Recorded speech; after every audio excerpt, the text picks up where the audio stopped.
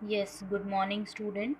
We are today going to discuss the topic related to four features of shares. ठीक है, आज अपन forfeiture of share जो है वो पढ़ने वाले हैं. आई थिंक ये सेकेंड लास्ट टॉपिक है, forfeiture and reissue of share. ठीक है, so very first we are going to discuss that what is the meaning of forfeiture. Forfeiture होता क्या है? तो the forfeiture means taking back shares due to non payment. ठीक है, it is a process in which a company decide to take back their shares. ठीक है, due to non payment of call money. ठीक है, तो जब भी company कुछ अमाउंट कॉल करती है शेयर होल्डर को, but shareholder due to any reason अगर कोई पेमेंट नहीं करता है, in that case company has a right that it can easily forfeit the shares which are issued earlier. ठीक है, so let's take an example. अभी अपन एक एग्जाम्पल ले लेते हैं. जस्ट कंपनी जो है उसने 10 रुपीज़ का एक शेयर इशू करा. ठीक है, कितने रुपए का? 10 रुपीज़ का. ठीक है, एग्जाम्पल को ध्यान से समझना. स्टार्टिंग में हमने बोला 2 रुपीज़ दे दो, फिर हमने बोला 4 रुपीज़ दे दो, और फिर एंड में हमने बोला 4 रुपीज़ दे दो. ठीक है, मतलब first amount is of application, next one is for allotment, and then it would be for first call. ठीक है, तो हमने बोला कि सामने वाली पार्टी को कि चलो हम आपको 10 शेयर्स देते हैं, आप इस तरीके से पेमेंट करना. तो अब एक इंसान था जिसका नाम था, जस्ट अज्यूम राम. क्या नाम था? राम. तो Ram had paid us ₹10 for application. He paid ₹4. ठीक है, for allotment, but he is not able to pay ₹4 for first call. So we have a right, means as a company we can easily forfeit, means take back that particular share. We can easily take back that particular share. It would be the process of forfeiture. We are just taking back share due to non payment of final call. ठीक है, समझ में आ गया होगा आपको, I hope example के through. So in that case you can easily say that it is a condition where share capital would reduce. है ना. अब हमने क्या करा, पहले 10 रुपीज़ 10 शेयर्स जनरल पब्लिक को दिए, अब उससे वापस लेंगे तो अब हमारी कैपिटल क्या हो जाएगी? रिड्यूस हो जाएगी, सीधे सीधे इन्वेस्टमेंट कम हो जाएगा. तो जल्दी से आप सोचो कि कैपिटल जब रिड्यूस होती है तो वो डेबिट होती है, क्रेडिट? डेबिट होती है. ठीक है, कैपिटल जब भी इंक्रीज होगी तो क्रेडिट साइड पे, ये सिंपल सा रूल है लाइब्रेरीज का. और नेक्स्ट अगर कैपिटल रिड्यूस होगी तो डेबिट में होगी. तो in that case which type of general entry we are going to pass, we are just explaining, sorry I am explaining you that. ठीक है, तो अपन देख लेते हैं वन बाय वन. तो very first we are going to discuss the entry of forfeiture. Forfeiture के case में क्या एंट्री बनती है? तो entry would be like that कि equity share capital account debit. Debit क्यों हुआ? जस्ट बिकॉज हमारी जो वैल्यू थी शेयर की, कैपिटल जो है वो रिड्यूस हो गई, तो कैपिटल सीधे सीधे क्या हो गया? डेबिट.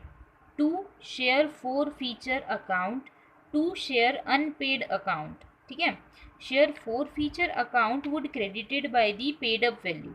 मतलब जितना भी अमाउंट आपने पे कर रखा है उस वैल्यू से फोर फीचर क्या हो जाएगा? क्रेडिट. जल्दी से बताओ, इस एग्जाम्पल में कितने रुपए से फोर फीचर क्रेडिट होगा? 2 रुपीज़ दे दिए, 4 रुपीज़ दे दिए, अल्टीमेटली वी हैड रिसीव ₹6. ठीक है, तो यहाँ पे फोर फीचर कितने रुपए से आ जाएगा? 6 रुपीज़ से, means by paid up value. It would be the part of profit for a form, means we can say it would be a capital profit. है ना, ये हमको एक्स्ट्रा पैसे, सॉरी ये पैसे हमको मिल गए. ठीक है, next, to share unpaid call. Unpaid call means the amount which had not been paid by the shareholder. Means in that case, if I am talking about an example, that in that case ₹4 had not been paid by the shareholder ना, और ये 4 rupees तो share holder ने pay नहीं करे, then it would be the part of unpaid capital, means unpaid calls. तो share unpaid account credit हो जाएगा कैसे? अनपेड वैल्यू से. ओके, तो एंट्री आपको शायद समझ में आ गई होगी. अब अपन आगे का देखते हैं कंडीशन की. हम जब शेयर को बायबैक, सॉरी फोरफिट कर लेते हैं, after that what we have to do, तो we have to just reissue them, means we can reissue them. हमने किसी से ले लिया और वापस से उसको क्या, किसी दूसरे इंसान को री इशू कर दिया. इन दैट केस आप जल्दी से सोचो कि अब क्या होगा. जब आप एक इंसान से शेयर ले रहे हो, दूसरे इंसान को दे रहे हो, तो दूसरे इंसान को दोगे तो सामने वाला इंसान आपको क्या करेगा? कैश का पेमेंट करेगा, मतलब पैसे देगा, वापस से वही चीज़ हो जाएगी, और आपकी कैपिटल वापस से क्या हो जाएगी? इंक्रीज. तो in that case the entry which we are going to pass is just like that, कि एंट्री हो जाएगी हमारे पास in case of reissue. ठीक है, शेयर जब अपन री इशू करेंगे तो एंट्री हो जाएगी bank account debit, share forfeiture account debit, to share capital. अब ये एंट्री में एक्सप्लेन कर दूँ. बैंक अकाउंट डेबिट मतलब कि हमारे पास जो भी रुपया है, ठीक है। जस्ट अज्यूम ये जो एग्जाम्पल प्रीवियस था इसमें हमारे पास शेयर था 10 रुपीज़ का। कितने रुपए का था? 10 रुपीज़ का। मान लो सामने वाला इंसान बोल रहा है चलो ठीक है आप हमको शेयर दे रहे हो तो हम 9 रुपीज़ आपको दे देंगे। कितना रुपये दे देंगे हम आपको? 9 रुपीज़। तो बैंक में हमारे पास कितने रुपये हो जाएंगे? 9 रुपीज़। ठीक है। और अब सोचो आप 10 रुपये के शेयर पे सामने वाला हमको सिर्फ 9 रुपीज़ दे रहा है, तो हमारे लिए प्रॉफिट हो रहा है कि लॉस? लॉस हो रहा है। कितने रुपए का लॉस हो रहा है? 1 रुपीज़ का लॉस हो रहा है। तो वो जो 1 रुपीज़ का लॉस है ना, we are going to adjust it with the help of forfeiture account. तो यहाँ पे हम वही लिखने वाले हैं। ठीक है। शेयर फोर फीचर अकाउंट में अपन वो लॉस का अमाउंट लिखेंगे जो हम कैसे एडजस्ट करेंगे, जो पहले ही प्रॉफिट हो गया था। तो पहले आपको प्रॉफिट कितने रुपए का हुआ था? 4 और 2 6 रुपीज़ का। इसमें से 1 रुपीज़ का अभी करंट में क्या हो गया है? लॉस हो गया है।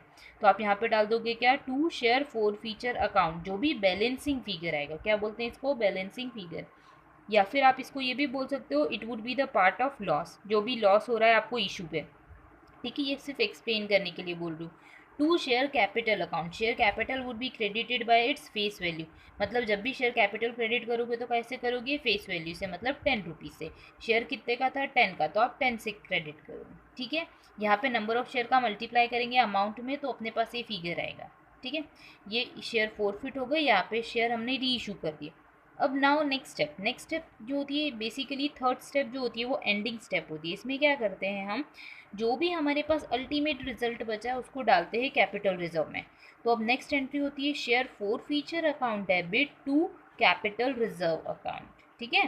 Forfeiture account debit to capital reserve. इसमें क्या होगा? तो इसमें ये होगा कि जो भी अनडिस्ट्रीब्यूटेड प्रॉफिट या फिर सॉरी जो भी हमारे पास प्रॉफिट का पार्ट बच गया है उसको हम काय में डाल देंगे? कैपिटल रिजर्व में। तो जल्दी से आप इस एंट्री को समझो। देखो यहाँ पे फोर फीचर में वो रुपए आए थे जो पे हो गए। तो एग्जाम्पल के थ्रू देखें तो 4 और 2 6 रुपीज़ हमारे पास क्या था? प्रॉफिट था। इसमें से 1 रुपये का क्या हो गया? लॉस। तो अपन ने एडजस्ट कर दिया। 6 minus 1 would give you 5 rupees. तो अल्टीमेटली यहाँ पे फोर फीचर में कितने रुपए आ जाएंगे? 5 rupees. Means share forfeiture account क्या होता है? बेसिकली क्रेडिट का और डेबिट के बीच का डिफरेंस। समझ में आ गया? तो ये काय में चला जाएगा? कैपिटल रिजर्व में। ये तीन एंट्रीज आप लर्न कर लीजिएगा क्योंकि एग्जाम में जो क्वेश्चन आता है उसमें वो यही पूछते हैं। शेयर आपको क्वेश्चन दे देंगे और बोलेंगे आप फोर फीचर की री इशू की भी एंट्री पास करो। तो अपन एक एग्जाम्पल इलिस्ट्रेशन सॉल्व कर लेते हैं तो आपको अच्छे से समझ में आ जाएगा। तो अपन क्वेश्चन नंबर 34 देखते हैं।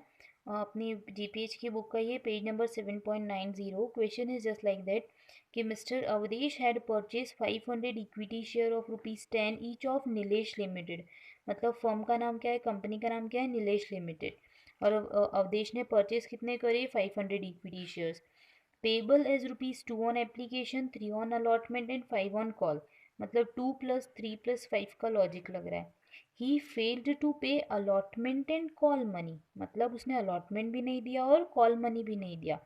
So therefore the company forfeited his share. तो कंपनी ने उसके शेयर को क्या कर दिया? Forfeit. Make the necessary general entry. इस क्वेश्चन में स्टूडेंट हम सिर्फ वही एंट्री करने वाले हैं जो फोर फीचर से रिलेटेड है। बाकी एंट्रीज आपको समझ में आ गई है कि इशू की कैसे करते हैं, है ना? तो हम फोर फीचर की एंट्री करते हैं। तो सबसे पहले देख लेते हैं हम क्या है हमारे पास। तो नंबर ऑफ शेयर्स 500 है एट द रेट ऑफ ₹10, मतलब सामने वाली पार्टी को कितने देने थे? 10 रुपीज़। 2 एप्लीकेशन पे, 3 अलॉटमेंट पे और 5 फाइनल कॉल पे। ठीक है। तो 2 रुपीज़ तो उसने दे दिए। 3 रुपीज़ उसने दिए नहीं, हमने मांगे पर उसने नहीं दिए। फिर हमने उससे 5 रुपीज़ मांगे, फिर उसने हमें नहीं दिए। मतलब अल्टीमेटली आप जल्दी से बताओ पेड अप वैल्यू कितनी हो जाएगी? 2 रुपीज़। और अनपेड वैल्यू कितनी हो जाएगी? 8 रुपीज़। ठीक है। तो अब अपन सेग्रीगेशन देख लेते हैं और अपन एंट्री पास करते हैं। तो एंट्री जो होगी वो कैसे हो जाएगी हमारे पास? Very first we are going to write share capital account. ठीक है। Share capital account debit to, सबसे पहले क्या आ जाएगा? Four feature.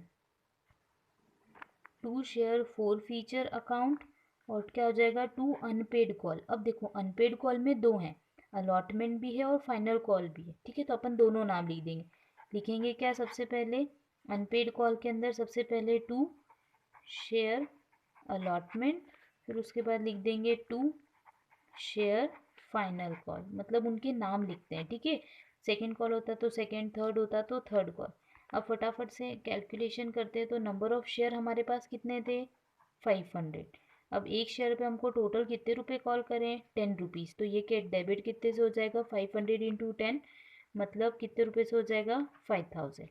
अब मैं यहाँ पे कैलकुलेशन कर रही हूँ।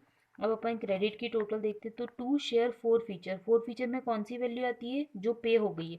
पे कितने रुपए हो गए, 2 रुपीज़। मतलब 500 शेयर पे हमको कितने रुपए मिल गए, 2 रुपीज़ मिल गए। मतलब अल्टीमेटली हमको कितने रुपए का प्रॉफिट हो गया, 1000। देन अलॉटमेंट कितने रुपए का था, तो 500 मल्टीप्लाई बाय अलॉटमेंट कितने का था, 3 रुपीज़। तो we are going to write ₹3, मतलब यहाँ पे कितने आ जाएंगे, 1500। देन अगर अपन बात करते हैं फाइनल कॉल की, तो वो हो जाएगा 500 multiply by 5 would give you 2500। अब टोटल करके देखो, बराबर हो गया 2500, 3 4 5 अल्टीमेटली हो गया। अब एंट्री अपन क्या लिख देंगे, यहाँ पे नरेशन हो जाएगा हमारे पास, बीइंग शेयर फोरफीटेड। ठीक है, शेयर फोरफीटेड। आई होप ये क्लियर हो गया होगा।